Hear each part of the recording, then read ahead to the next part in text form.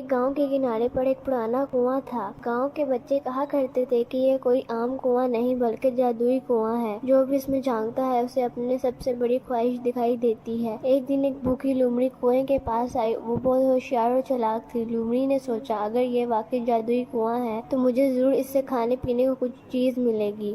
لومڑی نے کنویں میں جھانکا تو اندر سے ایک بڑا سا گوشت کا ٹکڑا نظر آیا۔ وہ خوشی سے چیخی، واہ، میرا پیٹ تو آج خوب بھر جائے گا۔ لیکن یہ صرف جادوئی منظر تھا، اصل میں وہاں کچھ نہیں تھا۔ لومڑی نے زیادہ لالچ میں آ کر کنویں کے اندر چھلانگ لگا دی اور پھنس گیا۔ کچھ دیر بعد کنویں کے قریب سے ایک نیک دل خرگوش گزرا۔ خرگوش نے لومڑی کی آواز سنی اور کنویں میں جھانکا۔ لومڑی نے کہا، مجھے باہر نکالو، میں بھوکی ہوں اور بس تھوڑی سی مدد چاہیے۔ خرگوش نے رسی ڈھونڈی اور بڑی مشکل سے لومڑی کو باہر نکالا۔ باہر آتے ہی لومڑی نے کہا، شکریہ خرگوش، لیکن یاد رکھو لالچ انسان یا جانور کو ہمیشہ مشکل میں ڈال دیتا ہے۔ خرگوش مسکرایا اور بولا، اور دوسروں کی مدد کرنے سے خوشی ملتی ہے۔ دونوں ہنسنے لگے اور پھر جنگل میں اپنے اپنے راستے پر چل دیے۔ لالچ ہمیشہ نقصان پہنچاتا ہے۔ ایک گاؤں کے کنارے پر ایک پرانا کنواں تھا۔ گاؤں کے بچے کہا کرتے تھے کہ یہ کوئی عام کنواں نہیں بلکہ جادوئی کنواں ہے۔ جو بھی اس میں جھانکتا ہے اسے اپنے سب سے بڑی خواہش دکھائی دیتی ہے۔ ایک دن ایک بھوکی لومڑی کنویں کے پاس آئی۔ وہ بہت ہوشیار اور چالاک تھی۔ لومڑی نے سوچا اگر یہ واقعی جادوئی کنواں ہے تو مجھے ضرور اس سے کھانے پینے کو کچھ چیز ملے گی۔ لومڑی نے کنویں میں جھانکا تو اندر سے ایک بڑا سا گوشت کا ٹکڑا نظر آیا۔ وہ خوشی سے چیخی، واہ، میرا پیٹ تو آج خوب بھر جائے گا۔ لیکن یہ صرف جادوئی منظر تھا، اصل میں وہاں کچھ نہیں تھا۔ لومڑی نے زیادہ لالچ میں آ کر کنویں کے اندر چھلانگ لگا دی اور پھنس گیا۔ کچھ دیر بعد کنویں کے قریب سے ایک نیک دل خرگوش گزرا۔ خرگوش نے لومڑی کی آواز سنی اور کنویں میں جھانکا۔ لومڑی نے کہا، مجھے باہر نکالو، میں بھوکی ہوں اور بس تھوڑی سی مدد چاہیے۔ خرگوش نے رسی ڈھونڈی اور بڑی مشکل سے لومڑی کو باہر نکالا۔ باہر آتے ہی لومڑی نے کہا، شکریہ خرگوش، لیکن یاد رکھو لالچ انسان یا جانور کو ہمیشہ مشکل میں ڈال دیتا ہے۔ خرگوش مسکرایا اور بولا، اور دوسروں کی مدد کرنے سے خوشی ملتی ہے۔ دونوں ہنسنے لگے اور پھر جنگل میں اپنے اپنے راستے پر چل دیے۔ لالچ ہمیشہ نقصان پہنچاتا ہے۔ ایک گاؤں کے کنارے پر ایک پرانا کنواں تھا۔ گاؤں کے بچے کہا کرتے تھے کہ یہ کوئی عام کنواں نہیں بلکہ جادوئی کنواں ہے۔ جو بھی اس میں جھانکتا ہے اسے اپنے سب سے بڑی خواہش دکھائی دیتی ہے۔ ایک دن ایک بھوکی لومڑی کنویں کے پاس آئی۔ وہ بہت ہوشیار اور چالاک تھی۔ لومڑی نے سوچا اگر یہ واقعی جادوئی کنواں ہے تو مجھے ضرور اس سے کھانے پینے کو کچھ چیز ملے گی۔ لومڑی نے کنویں میں جھانکا تو اندر سے ایک بڑا سا گوشت کا ٹکڑا نظر آیا۔ وہ خوشی سے چیخی، واہ، میرا پیٹ تو آج خوب بھر جائے گا۔ لیکن یہ صرف جادوئی منظر تھا، اصل میں وہاں کچھ نہیں تھا۔ لومڑی نے زیادہ لالچ میں آ کر کنویں کے اندر چھلانگ لگا دی اور پھنس گیا۔ کچھ دیر بعد کنویں کے قریب سے ایک نیک دل خرگوش گزرا۔ خرگوش نے لومڑی کی آواز سنی اور کنویں میں جھانکا۔ لومڑی نے کہا، مجھے باہر نکالو، میں بھوکی ہوں اور بس تھوڑی سی مدد چاہیے۔ خرگوش نے رسی ڈھونڈی اور بڑی مشکل سے لومڑی کو باہر نکالا۔ باہر آتے ہی لومڑی نے کہا، شکریہ خرگوش، لیکن یاد رکھو لالچ انسان یا جانور کو ہمیشہ مشکل میں ڈال دیتا ہے۔ خرگوش مسکرایا اور بولا، اور دوسروں کی مدد کرنے سے خوشی ملتی ہے۔ دونوں ہنسنے لگے اور پھر جنگل میں اپنے اپنے راستے پر چل دیے۔ لالچ ہمیشہ نقصان پہنچاتا ہے۔ ایک گھنے جنگل میں سب جانوروں نے ایک دن کھیل مقابلہ رکھنے کا فیصلہ کیا۔ سب نے کہا، چلو دوڑ لگاتے ہیں، دیکھتے ہیں سب سے تیز کون ہے۔ خرگوش نے فوراً کہا، میں تو سب سے تیز ہوں، مجھے کوئی نہیں ہرا سکتا۔ سب جانوروں نے تالیاں بجائیں، لیکن پیچھے سے ایک آہستہ چلنے والا کچھوا بولا، میں بھی دوڑ میں حصہ لوں گا۔ سب ہنسنے لگے، ہاں ہاں ہاں، کچھوا دوڑ میں، یہ تو بہت آہستہ ہے، یہ کیسے جیت سکتا ہے۔ دوڑ شروع ہوئی۔ خرگوش بجلی کی طرح دوڑا اور آگے نکل گیا۔ کچھوا آہستہ آہستہ ایک ایک قدم بڑھاتا گیا۔ راستے میں خرگوش نے سوچا، کچھوا تو ابھی بہت پیچھے، میں تھوڑا سا آرام کر لوں۔ وہ ایک درخت کے نیچے سو گیا۔ کچھوا بغیر روکے آگے بڑھتا گیا۔ آہستہ آہستہ وہ فنش لائن تک پہنچ گیا اور سب جانور خوشی سے چیختے لگے، کچھوا جیت گیا، کچھوا جیت گیا۔ خرگوش جاگا تو حیران رہ گیا۔ کچھوا مسکرا کر بولا، جیتنے کے لیے تیز ہونا ضروری نہیں، محنت اور ایک گھنے جنگل میں سب جانوروں نے ایک دن کھیل مقابلہ رکھنے کا فیصلہ کیا۔ سب نے کہا، چلو دوڑ لگاتے ہیں، دیکھتے ہیں سب سے تیز کون ہے۔ خرگوش نے فوراً کہا، میں تو سب سے تیز ہوں، مجھے کوئی نہیں ہرا سکتا۔ سب جانوروں نے تالیاں بجائی، لیکن پیچھے سے ایک آہستہ چلنے والا کچھوا بولا، میں بھی دوڑ میں حصہ لوں گا۔ سب ہنسنے لگے، ہاں ہاں ہاں، کچھوا دوڑ میں، یہ تو بہت آہستہ ہے، یہ کیسے جیت سکتا ہے؟ دوڑ شروع ہوئی، خرگوش بجلی کی طرح دوڑا اور آگے نکل گیا۔ کچھوا آہستہ آہستہ ایک ایک قدم بڑھاتا گیا۔ راستے میں خرگوش نے سوچا، کچھوا تو ابھی بہت پیچھے، میں تھوڑا سا آرام کر لوں۔ وہ ایک درخت کے نیچے سو گیا۔ کچھوا بغیر روکے آگے بڑھتا گیا۔ آہستہ آہستہ وہ فنش لائن تک پہنچ گیا اور سب جانور خوشی سے چیخنے لگے، کچھوا جیت گیا، کچھوا جیت گیا۔ خرگوش جاگا تو حیران رہ گیا۔ کچھوا مسکرا کر بولا، جیتنے کے لیے تیز ہونا ضروری نہیں، محنت اور ایک گھنے جنگل میں سب جانوروں نے ایک دن کھیل مقابلہ رکھنے کا فیصلہ کیا۔ سب نے کہا، چلو دوڑ لگاتے ہیں، دیکھتے ہیں سب سے تیز کون ہے۔ خرگوش نے فوراً کہا، میں تو سب سے تیز ہوں، مجھے کوئی نہیں ہرا سکتا۔ سب جانوروں نے تالیاں بجائی، لیکن پیچھے سے ایک آہستہ چلنے والا کچھوا بولا، میں بھی دوڑ میں حصہ لوں گا۔ سب ہنسنے لگے، ہاں ہاں ہاں، کچھوا دوڑ میں، یہ تو بہت آہستہ ہے، یہ کیسے جیت سکتا ہے؟ دوڑ شروع ہوئی، خرگوش بجلی کی طرح دوڑا اور آگے نکل گیا۔ کچھوا آہستہ آہستہ ایک ایک قدم بڑھاتا گیا۔ راستے میں خرگوش نے سوچا، کچھوا تو ابھی بہت پیچھے، میں تھوڑا سا آرام کر لوں۔ وہ ایک درخت کے نیچے سو گیا۔ کچھوا بغیر روکے آگے بڑھتا گیا۔ آہستہ آہستہ وہ فنش لائن تک پہنچ گیا اور سب جانور خوشی سے چیخنے لگے، کچھوا جیت گیا، کچھوا جیت گیا۔ خرگوش جاگا تو حیران رہ گیا۔ کچھوا مسکرا کر بولا، جیتنے کے لیے تیز ہونا ضروری نہیں، محنت اور ایک گھنے جنگل میں سب جانوروں نے ایک دن کھیل مقابلہ رکھنے کا فیصلہ کیا۔ سب نے کہا، چلو دوڑ لگاتے ہیں، دیکھتے ہیں سب سے تیز کون ہے۔ خرگوش نے فوراً کہا، میں تو سب سے تیز ہوں، مجھے کوئی نہیں ہرا سکتا۔ سب جانوروں نے تالیاں بجائی، لیکن پیچھے سے ایک آہستہ چلنے والا کچھوا بولا، میں بھی دوڑ میں حصہ لوں گا۔ سب ہنسنے لگے، ہاں ہاں ہاں، کچھوا دوڑ میں، یہ تو بہت آہستہ ہے، یہ کیسے جیت سکتا ہے؟ دوڑ شروع ہوئی، خرگوش بجلی کی طرح دوڑا اور آگے نکل گیا۔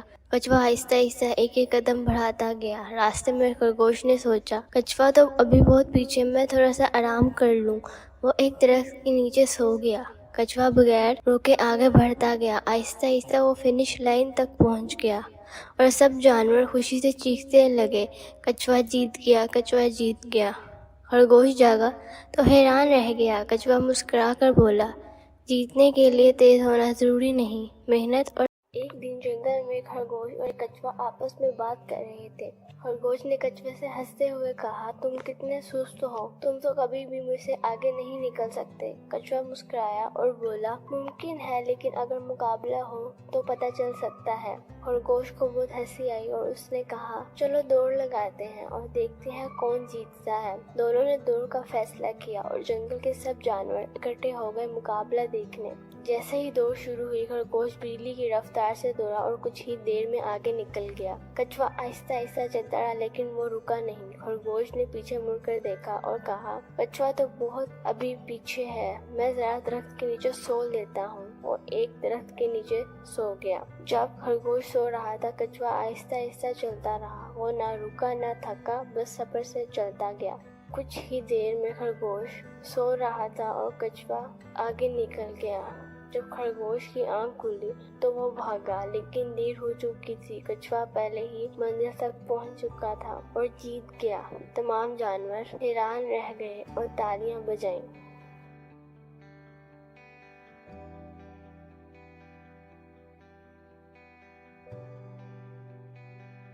ایک دن جنگل میں خرگوش اور ایک کچھوا آپس میں بات کر رہے تھے۔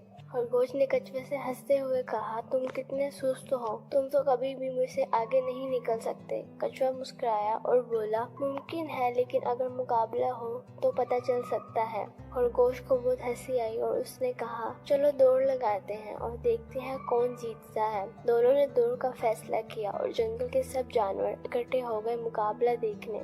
جیسے ہی دوڑ شروع ہوئی، خرگوش بجلی کی رفتار سے دوڑا اور کچھ ہی دیر میں آگے نکل گیا۔ کچھوا آہستہ آہستہ چلتا رہا، لیکن وہ رکا نہیں۔ خرگوش نے پیچھے مڑ کر دیکھا اور کہا، کچھوا تو بہت ابھی پیچھے ہے، میں ذرا درخت کے نیچے سو لیتا ہوں۔ اور ایک درخت کے نیچے سو گیا۔ جب خرگوش سو رہا تھا، کچھوا آہستہ آہستہ چلتا رہا۔ وہ نہ رکا نہ تھکا، بس صبر سے چلتا گیا۔ کچھ ہی دیر میں خرگوش سو رہا تھا اور کچھوا آگے نکل گیا۔ جب خرگوش کی آنکھ کھلی تو وہ بھاگا، لیکن دیر ہو چکی تھی۔ کچھوا پہلے ہی منزل تک پہنچ چکا تھا اور جیت گیا۔ تمام جانور حیران رہ گئے اور تالیاں بجائیں۔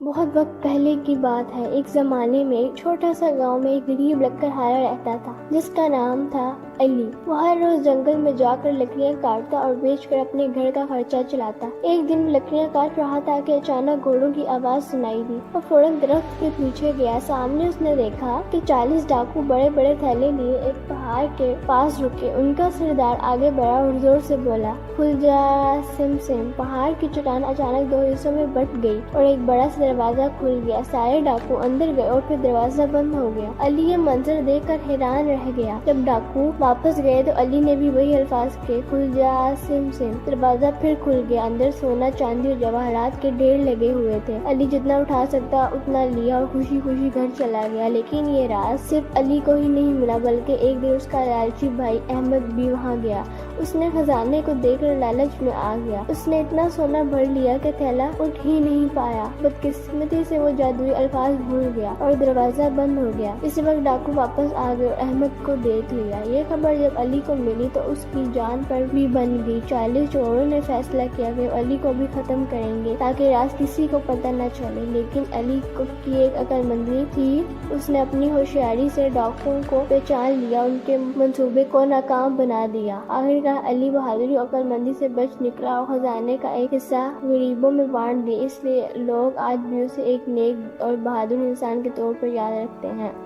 بہت وقت پہلے کی بات ہے، ایک زمانے میں ایک چھوٹا سا گاؤں میں ایک غریب لکڑہارا رہتا تھا جس کا نام تھا علی۔ وہ ہر روز جنگل میں جا کر لکڑیاں کاٹتا اور بیچ کر اپنے گھر کا خرچہ چلاتا۔ ایک دن وہ لکڑیاں کاٹ رہا تھا کہ اچانک گھوڑوں کی آواز سنائی دی۔ وہ فوراً درخت کے پیچھے گیا۔ سامنے اس نے دیکھا کہ 40 ڈاکو بڑے بڑے تھیلے لیے ایک پہاڑ کے پاس رکے۔ ان کا سردار آگے بڑھا اور زور سے بولا، کھل جا سم سم۔ پہاڑ کی چٹان اچانک 2 حصوں میں بٹ گئی اور ایک بڑا سا دروازہ کھل گیا۔ سارے ڈاکو اندر گئے اور پھر دروازہ بند ہو گیا۔ علی یہ منظر دیکھ کر حیران رہ گیا۔ جب ڈاکو واپس گئے تو علی نے بھی وہی الفاظ کہے، کھل جا سم سم۔ دروازہ پھر کھل گیا۔ اندر سونا، چاندی اور جواہرات کے ڈھیر لگے ہوئے تھے۔ علی جتنا اٹھا سکتا اتنا لیا اور خوشی خوشی گھر چلا گیا۔ لیکن یہ راز صرف علی کو ہی نہیں ملا، بلکہ ایک دن اس کا لالچی بھائی احمد بھی وہاں گیا۔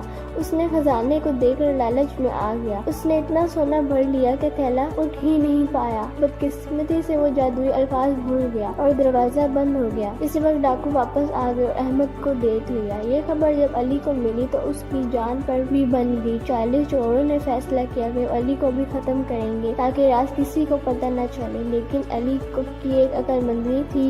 اس نے اپنی ہوشیاری سے ڈاکوؤں کو پہچان لیا، ان کے منصوبے کو ناکام بنا دیا۔ آخرکار علی بہادری اور عقل مندی سے بچ نکلا اور خزانے کا ایک حصہ غریبوں میں بانٹ دیا۔ اس لیے لوگ آج بھی اسے ایک نیک اور بہادر انسان کے طور پر یاد رکھتے ہیں۔